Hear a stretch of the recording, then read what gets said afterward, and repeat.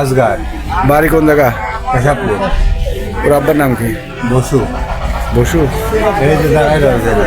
আপনার ছেলে কয়টার সময় আসছিল? ও 9টার দিকে আসছিল, 9টার দিক ব্রিজে আসছিল।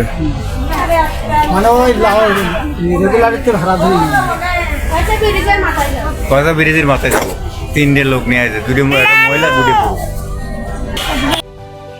কুষ্টিয়া কুমারখালী গোলাম কিবরিয়া সেতু, এই সেতুর উপর দিয়ে আগামীকাল রাত 10টার দিকে একজন ভ্যান চালক 3জন প্যাসেঞ্জার লয়ে যখন যোধবরা থেকে কুমারখালীর উদ্দেশ্যে রওনা দেন, এই ব্রিজ পার হয়ে যখন ব্রিজের মাঝামাঝি শেষ করেন, সেই মুহূর্তে ওই ভ্যানে থাকা প্যাসেঞ্জার ওনাকে কি যেন খাওয়ায়া মারধর করে ওনার কাছ থেকে ভ্যান কেড়ে নিয়ে ওনাকে নদীর ভিতরে ফেলা দিয়ে ওনারা ভ্যান নিয়ে চলে যান।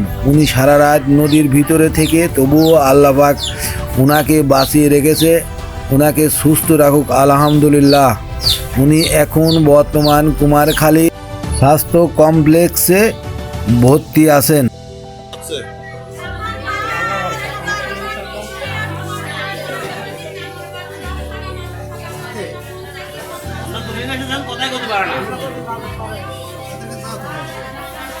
ডাক্তার উপরে ডাক্তার নয়, 7 নাম্বার একই গেল না ডাক্তার।